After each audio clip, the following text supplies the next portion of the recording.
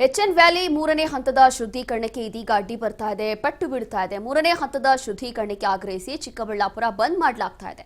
ಚಿಕ್ಕಬಳ್ಳಾಪುರ ಬಂದ್ಗೆ ಉತ್ತಮ ಪ್ರತಿಕ್ರಿಯೆ ಬಂದಿದೆ. ಈಗ ಬಹುತೇಕ ಎಲ್ಲಾ ಅಂಗಡಿ ಮುಂಗಟ್ಟುಗಳು ಕ್ಲೋಸ್ ಆಗ್ತಾ ಇದೆ. ನಗರದ ಪ್ರಮುಖ ರಸ್ತೆಗಳಲ್ಲಿ ಪಾದಯಾತ್ರೆ ಮೂಲಕ ಪ್ರತಿಭಟನೆ ಮಾಡಲಾಗ್ತಾ ಇದೆ. ಸರ್ಕಾರದ ವಿರುದ್ಧ ಆಕ್ರೋಶವನ್ನ ವ್ಯಕ್ತಪಡಿಸ್ತಾ ಇದ್ದಾರೆ ಹೋರಾಟಗಾರರು. ಬಹುತೇಕ ಎಲ್ಲಾ ಅಂಗಡಿ ಮುಂಗಟ್ಟುಗಳನ್ನು ಕ್ಲೋಸ್ ಮಾಡಲಾಗ್ತಾ ಇದೆ. ಬಂದ್ ಮಾಡಲಿಕ್ಕೆ ಈ ಒಂದು ಹೋರಾಟ ಮಾಡಲಿಕ್ಕೆ ಒಳ್ಳೆಯ ಪ್ರತಿಕ್ರಿಯೆ ಸಿಗ್ತಾ ಇದೆ. ಎಚ್ಎನ್ ವ್ಯಾಲಿ ಮೂರನೇ ಹಂತದ ಶುದ್ಧೀಕರಣ ಆಗಬೇಕು ಅಂತ ಹೇಳಿ ಚಿಕ್ಕಬಳ್ಳಾಪುರದಲ್ಲಿ ಬಹಳಷ್ಟು ದಿನಗಳ ಬೇಡಿಕೆ ಇದೆ. ಮೂರನೇ ಹಂತದ ಶುದ್ಧೀಕರಣಕ್ಕೆ ಆಗ್ರಹಿಸಿ ಇದೀಗ ಚಿಕ್ಕಬಳ್ಳಾಪುರ ಬಂದ್ ಮಾಡಲಾಗ್ತಾ ಇದೆ. ಈ ಒಂದು ಚಿಕ್ಕಬಳ್ಳಾಪುರ ಬಂದ್ಗೆ ಉತ್ತಮ ಪ್ರತಿಕ್ರಿಯೆ ಬರ್ತಾ ಇದೆ. ಬಹುತೇಕ ಎಲ್ಲಾ ಅಂಗಡಿ ಮುಂಗಟ್ಟುಗಳೆಲ್ಲವೂ ಕೂಡ ಕ್ಲೋಸ್ ಮಾಡಲಾಗ್ತಾ ಇದೆ. ಕೆಲ ಅಂಗಡಿಗಳು ಸ್ವಯಂ ಪ್ರೇರಿತವಾಗಿ ಕ್ಲೋಸ್ ಮಾಡ್ತಿದ್ದಾರೆ. ನಗರದ ಪ್ರಮುಖ ರಸ್ತೆಗಳಲ್ಲಿ ಪಾದಯಾತ್ರೆ ಮೂಲಕ ಈ ಒಂದು ಪ್ರತಿಭಟನೆ ಮಾಡ್ತಾ ಇದ್ದಾರೆ. ಸರ್ಕಾರದ ವಿರುದ್ಧ ಆಕ್ರೋಶವನ್ನ ಕೂಗಿ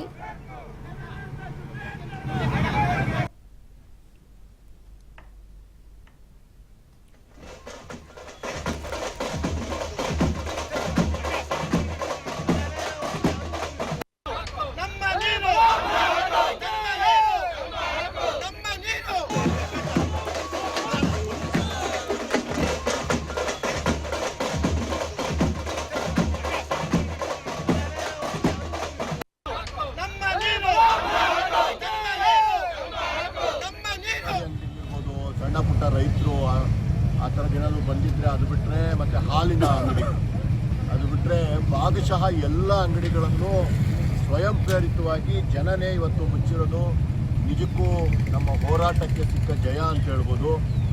ಇಡೀ ದಿನ ಇದೇ ರೀತಿ ನಾವೇ ಸ್ವಯಂ ಪ್ರೇರಿತವಾಗಿ ಅಂಗಡಿ ಮುಂಗಟ್ಟುಗಳನ್ನು ಮುಚ್ಚಿ ಏನು ನಾವು ಸರ್ಕಾರದ ವಿರುದ್ಧ ಈ ವ್ಯವಸ್ಥೆಯ ವಿರುದ್ಧ ನಮ್ಮ ಹಕ್ಕಿಗಾಗಿ ಮಾಹಿತಿಯನ್ನು ಕೊಡ್ತಾರೆ ನಮ್ಮ ಪ್ರತಿನಿಧಿ ಶ್ರೀನಿವಾಸ್. ಇಲ್ಲಿ ಹಲವು ದಿನಗಳಿಂದ ಬೇಡಿಕೆ ಇರುವಂತದ್ದು ಚಿಕ್ಕಬಳ್ಳಾಪುರದಲ್ಲಿ ಅಂತಂದ್ರೆ ಈ ಒಂದು ಶುದ್ಧೀಕರಣ ಎಚ್ಎನ್ ವ್ಯಾಲಿ ಮೂರನೇ ಹಂತದ ಶುದ್ಧೀಕರಣ ಯಾವಾಗ ಆಗುತ್ತೆ ಅಂತ ಹೇಳಿ ಈ ಹಿಂದೆಯೂ ಕೂಡ ಬೇಡಿಕೆ ಇಟ್ಟಿದ್ರು. ಆದ್ರೆ ನೋ ರೆಸ್ಪಾನ್ಸ್. ಈಗಲೂ ಕೂಡ ಪ್ರೊಟೆಸ್ಟ್ ಮಾಡ್ತಿದ್ದಾರೆ.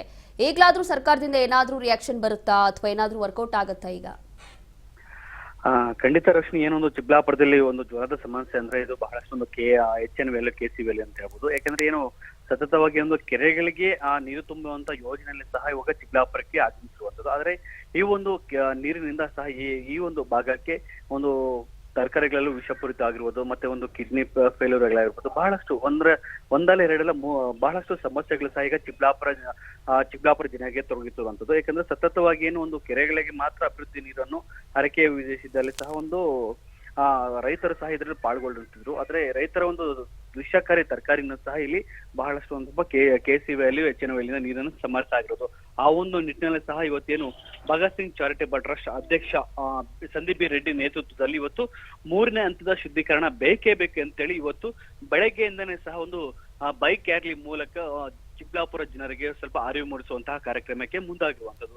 ಇನ್ನೇನು ಎಚ್ಎನ್ ವ್ಯಾಲಿ ನೀರಿನ ವ್ಯಾಲಿ ಮೂರನೇ ಹಂತದ ಶುದ್ಧೀಕರಣ ಆಗಿಲ್ಲ ಅಂದ್ರೆ ನಾವು ಯಾವುದಕ್ಕೆ ಸಹ ಸರಿ ನಾವು ಬಹಳಷ್ಟು ದೊಡ್ಡ ಮಟ್ಟದಲ್ಲಿ ಸಹ ಪ್ರತಿಭಟನೆಗೆ ಮುಂದಾಗುತ್ತೇವೆ ಅಂತೇಳಿ ಸಹ ಸರ್ಕಾರಕ್ಕೆ ಸಹ ಒಂದು ಎಚ್ಚರಿಕೆ ಗಂಟೆಯನ್ನು ಕೊಡ್ತಿರುವಂತದ್ದು. ಆ ಒಂದು ವಿಷಯದಲ್ಲಿ ಸಹ ಈಗ ಈ ಒಂದು ವಿಷಯದಲ್ಲಿ ಸಹ ಒಂದು ಚಿಕ್ಕಬಳ್ಳಾಪುರದ ರೈತರ ವಿಷಯ ಸ್ವಯಂ ಪ್ರೇರಿತವಾಗಿ ಸಹ ಇವತ್ತು ಚಿಕ್ಕಬಳ್ಳಾಪುರ ಅಂಗಡಿ ಮುಗ್ಗಟ್ಟೆಗಳೆಲ್ಲ ಬಂದ್ ಮಾಡಿ ಇವತ್ತು ಸ್ವಯಂ ಪ್ರೇರಿತವಾಗಿ ಬಂದನ್ನು ನಡೆಸಿರುವಂತದ್ದು. ಯಾಕಂದ್ರೆ ಸಹ ಮೊನ್ನೆನೂ ಸಹ ಏನು ಸಿದ್ದರಾಮಯ್ಯ ಬಜೆಟ್ ನಲ್ಲೂ ಸಹ ನೀರಿನ ಒಂದು ಶುದ್ಧೀಕರಣಕ್ಕೆ ಯಾವುದೇ ರೀತಿಯ ಸಹ ಬಜೆಟ್ ಅನುಮೋದನೆಗೊಂಡಿಲ್ಲ. ಆ ಒಂದು ವಿಷಯದಲ್ಲಿ ಸಹ ಚಿಕ್ಕಬಳ್ಳಾಪುರದ ಜನತೆ ಬಹಳಷ್ಟು ಈ ಸರ್ಕಾರದ ಮೇಲೆ ಬಹಳಷ್ಟು ಒಂದು ಬೇರೆ ರೀತಿಯಂತ ಪರಿಣಾಮಗಳು ಸಹ ಬೀರುವಂತಾನೆ ಹೇಳ್ಬೋದು. ಇನ್ನು ಸತತವಾಗಿ ಬೆಳಗ್ಗೆಯಿಂದನೇ ಸಹ ನೂರಾರು ಸಂಖ್ಯೆಯಲ್ಲಿ ಸ್ವಯಂ ಪ್ರೇರಿತರಾಗಿ ಚಿಕ್ಕಬಳ್ಳಾಪುರದ ಪ್ರಮುಖ ಬೀದಿಗಳಲ್ಲಿ ಸಹ ಒಂದಷ್ಟು ಮೆರವಣಿಗೆ ಮಾಡುವ ಮೂಲಕ ಜನರಿಗೆ ಅವೇರ್ನೆಸ್ ಕೊಡುವಂತಹ ಒಂದು ಕಾರ್ಯಕ್ಕೆ ಮುಂದಾಗಿರಂತ ಹೇಳ್ಬೋದು. ಇನ್ನು ಒಟ್ಟಾರೆಯಾಗಿ ಸಹ ಕೆಸಿ ವ್ಯಾಲಿ ಎಚ್ಎನ್ ವ್ಯಾಲಿ ಮೂರನೇ ಹಂತದ ಶುದ್ಧೀಕರಣ ಆಗ್ಲೇಬೇಕು, ಇಲ್ಲಾಂದ್ರೆ ಚಿಕ್ಕಬಳ್ಳಾಪುರ ಜನರು ಸಹ ಇಲ್ಲಿ ಸ್ಮಶಾನವಾಗುವುದು ಯಾವುದೇ ರೀತಿಯಲ್ಲಿ